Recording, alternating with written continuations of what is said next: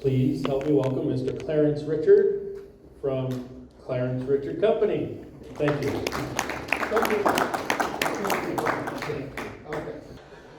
Okay. Thank you very much. I want to speak something to about Brian over here. He said belt skills are a hassle, and yes, they are.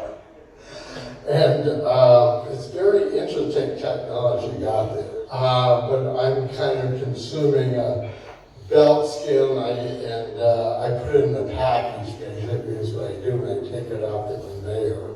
That's what I'm doing there.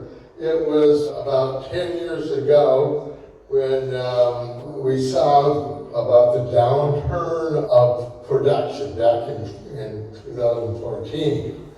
I was visiting the Bakken area, and I had talked to a terminal manager, and he said, you know, I've got these transloaders that I want to be loading on trucks. I don't want to underfill them, I don't want to underfill them, and I got these belt skills on there, but they just don't seem to be getting the job done for me.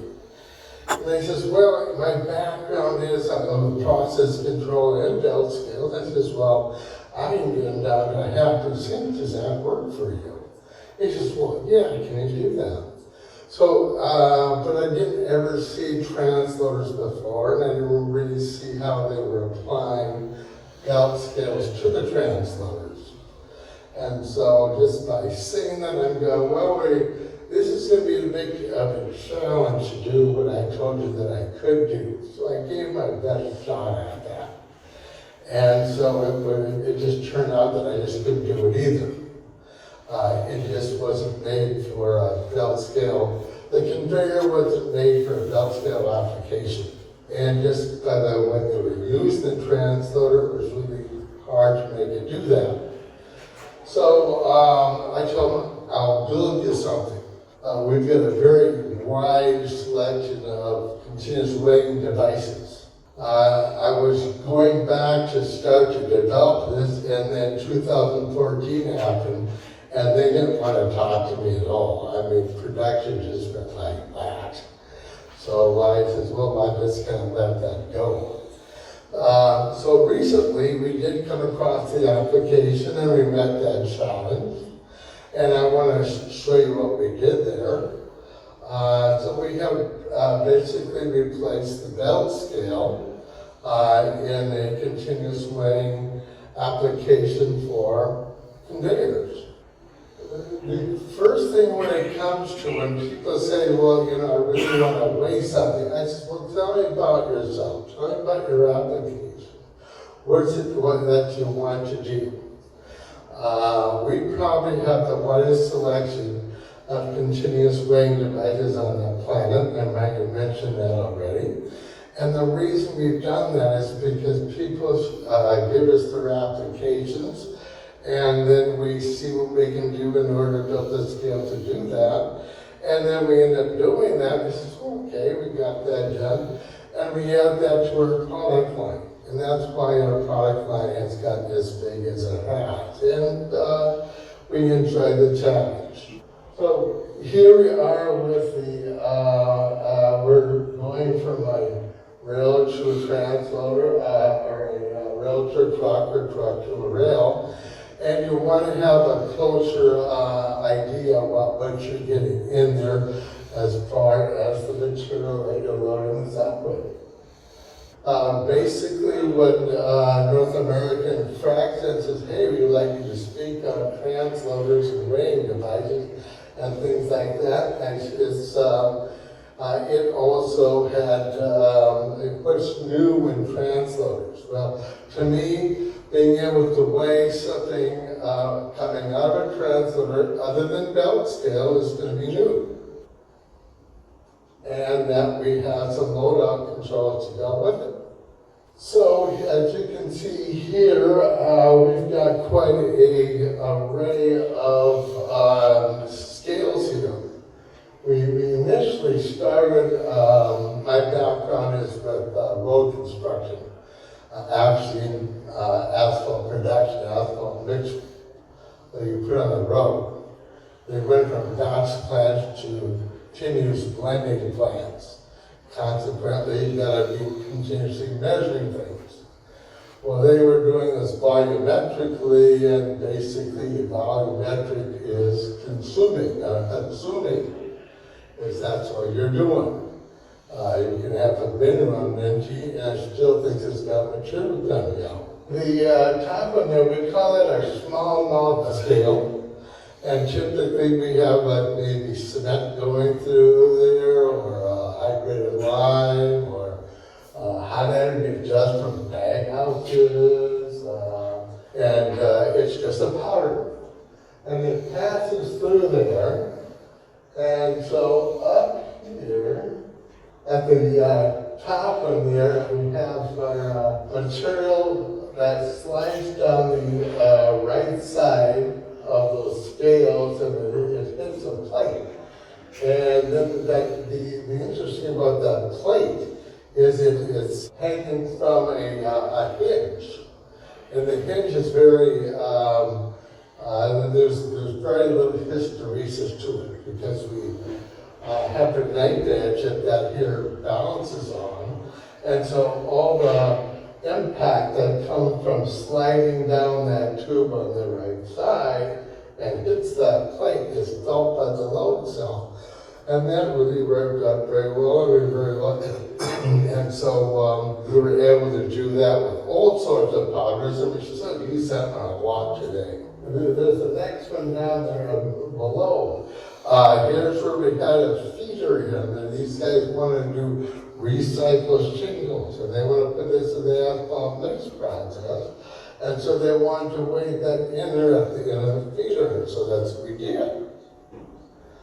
Then next to that, below that, this is a high-speed conveyor, and so we wanted to throw some material at that scale and compare discharge scale, and consequently, we were getting good readings from there. So when it comes to continuous weighing, we get 2 readings out of it. Just like you get 2 readings out of your dashboard of your car. You have a speedometer, you got an odometer, and so the speedometer can help you with blending things, and the odometer can help you with batch control. So you can do batch control and blending with the inventory control as well. And so we were using that there. One there in the middle is saying low profile scale. This is where we come in and help you guys with the transloader. This is the scale that we use there. This is the scale that we put at the end of your conveyor. So as material is coming off the end of your conveyor, it passes through that scale. And it's just the placement of it for a load up is a much better placement than you have for a belt scale. Belt scale is in the middle of your conveyor. That means it's going to be tallying up your total that you want to go into your truck. But when it gets to that point and sees that, it's going to shut the conveyor off with some material that should have went in the truck that's still on the conveyor belt. And so we don't have that problem with our scale. Whatever goes through that scale goes right into the truck. Below there, here we have a material that the density changes. And these guys are controlling volumetrically. And it was a blending plant at the asphalt plant. They mixed a little this, they mixed a little that, and stuff like that. Went to one blending control and looked at all this volumetric stuff. Well, when it comes to gravel and aggregate, sand, you know, the density remains pretty much the same. But when it comes to recycled shingles, well, some of it can be fluffy and like pillowcase stuffing, but if you put it into a bucket and say, okay, this weighs 30 pounds a cubic foot, but if you step on it, all of a sudden it's going to be 40 pounds a cubic foot. So did you get the shingles at the bottom of the pile or the top of the pile where it was pretty much condensed? So that was a real problem with our industry. because there's a lot of asphalt in there. And now we weren't getting a accurate reading of what our asphalt really is. So consequently, we say, okay, let's put that bin on load cells, because we got all these different bins being the process. But in that one particular, we put it on load cells.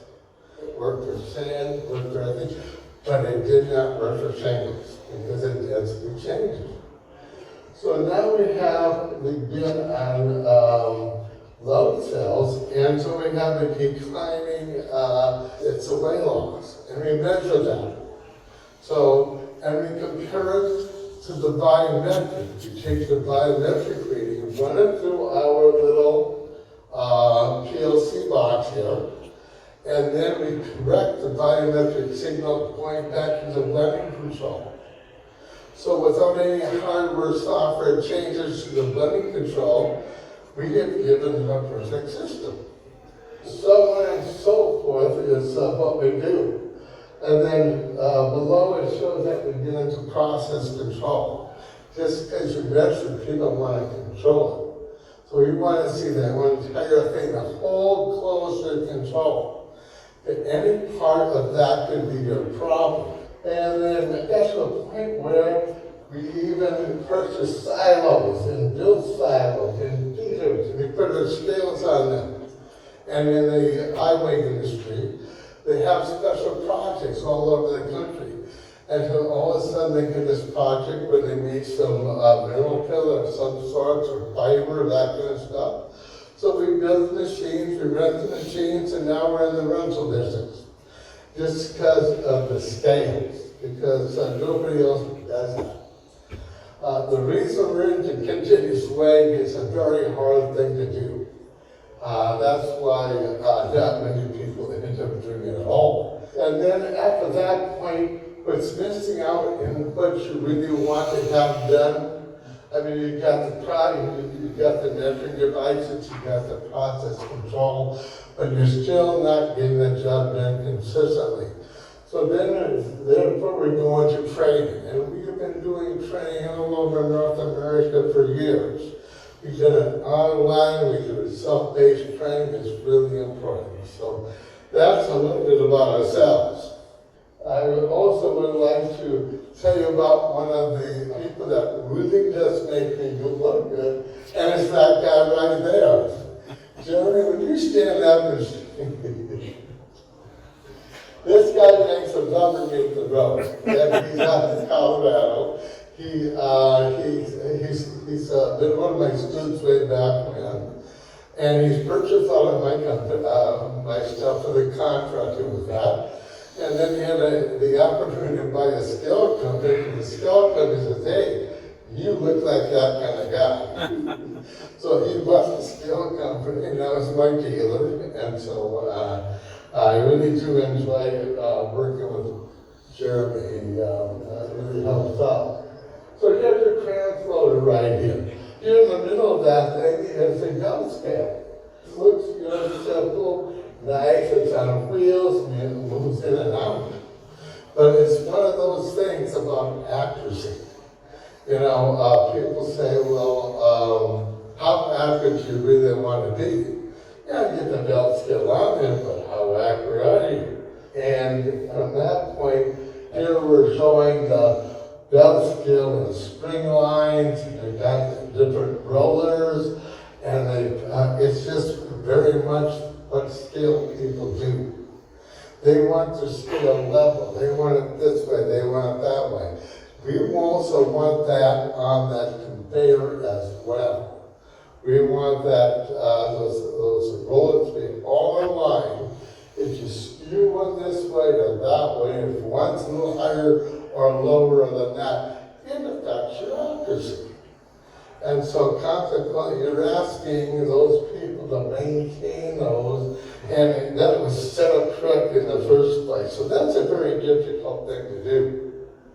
And then on top of that, you see that strange thing hanging there at the end of that conveyor. What is that thing?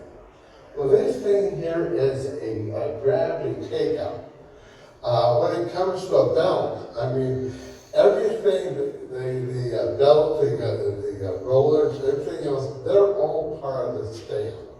And how tight that belt is over the top of that weighing device, that brake area, is very important. If it starts to sag or if it's tighter at different times of the day, then put your accuracy. Things start moving around. It doesn't work anymore. In permanent situations, you can hang a gravity take-up. That's a weight that pulls the take out all the slack. So it's a good thing to do. Keeping it tight is very important. You get all the mechanics. And you're not going to be moving that around on a transloader. So it never did work. So being able to make that transloader as accurate as possible wasn't going to work. Are we having fun yet? Okay. Here we are. So here we are with our scale that we're putting a scale there at the head pulley. And it's got load cells in it. And on the right is belt scale integrator. You guys, many people have recognized that. Beltway does that, Wayshark does that. That's all great. We make our own as well too. But that isn't the important thing. The important thing is you might really like how that beltway works, that integrator stuff, but you just don't like the weight carriage part of it. Our load cells can tie right to the beltway, and you aren't going to know the difference, other than the fact you're going to have better accuracy. Here we are developing it. We sit there and we do stuff on CAD and say this and that until we come up with different designs. It's okay. We're going to want to have some material that when it goes through this thing here, it's now going to get diverted to the way bars below, which is hanging on by load cells. Right now, they're kind of taking a look at what's going on there, and those are test weights that we're doing.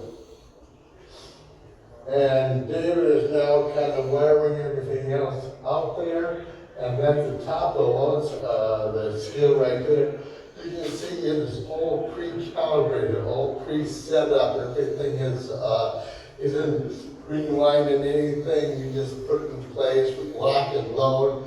Here we go, move out rawhide. And that's what we want to do. Here we're actually weighing track sand coming out of the end of the conveyor. This is our first one. This is a lit prototype. But since that point, we built 8 more of those because the customers was that happy. And so here are the different integrators that we can have. We've got batch controls. Here's a little batch control there. This is more stuff in the frac sand industry. That one there in the right there, that was like for Badger that we did at the manufacturing plant. One on the left. We have a little low profile scale. That's feeding your screens and your plant. And go, why do you need to weigh material going into screens? Well, you want, that affects, those screens affect the production of your plant. And you really don't want to underload them because your plant's not putting on as much as you want to, but you don't want to overload them because it's too much of a problem to re-kick things off again. So we're actually weighing material going into that screen and adjusting the control rate going to it. And then to find that, you can improve your production that way. Accuracy. This is where the rubber meets the road. This is where you're going to be measuring. You're comparing it against a known weight. Looking at what your totalizer on your belt scale said or impact scale, and comparing it to what really went through there. And then from that point, we run it through our spreadsheet. It tells you what the new span is, and you just kind of, from test to test, you end up documenting that. And then if they have a problem over the phone, he says, well, send us what you just got done doing, and we know what they're doing. It's okay, well, how about we're doing this and that? Many of these things are getting put in by themselves with nothing more than phone calls and Zoom meetings. This here shows where they were trying to do a loadout here with the belt scale. And when it saw that it reaches set point, it will stop stop the conveyor. Well, the fact that we stop the conveyor, you have a conveyor full of material there. So what these guys says, okay, we don't want to use a belt scale anymore. We want to use a scale at the end of our conveyor so that when it's going to weigh what's going in the process. This one in the bottom left there, this is what we were filling out of silos into trucks. It's a truckload out. We sold about a half dozen of those things to India, and they turned around and bought some more. At least they got a quote for one. And that's about what it looks like. There are some things that this does that even belt scales can't get on certain conveyors. This is a locking mechanism that we have designed for these scales, so when you move from place to place, you're not hurting your load cells.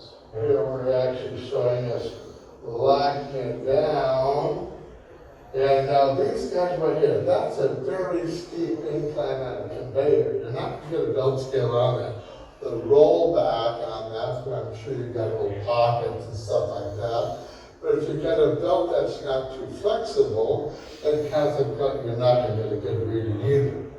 So in this particular case, we can do things there to do some weighing that you couldn't do with a belt scale.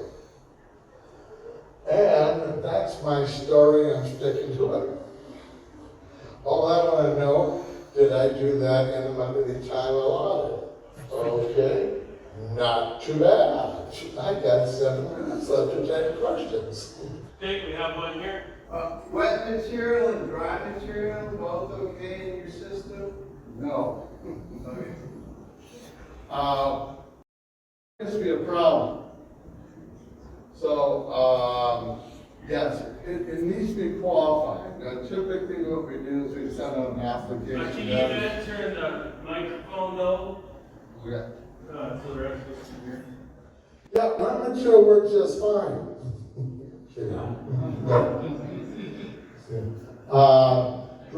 Dry material is what we're looking for.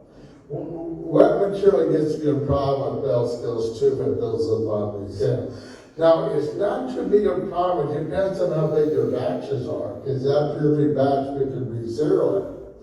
So, I'm speaking a little bit out of turn the fact that wet material doesn't work. It can. It just says, it's one of those things we have to talk about. Basically, we engineer a project before we sell it. I do not want to be involved with something that someone's going to be unhappy with. Everybody knows up front what's happening here. So, yeah, thanks for asking. We're seeing accuracies of plus or minus 1% and better. But that's about where is a good, safe place to be. That's what we're doing with our scale. It's all self-contained. It's like a belt scale, old self-contained. Just stick it there at the conveyor. Thank you very much. Yeah, thank you very much for your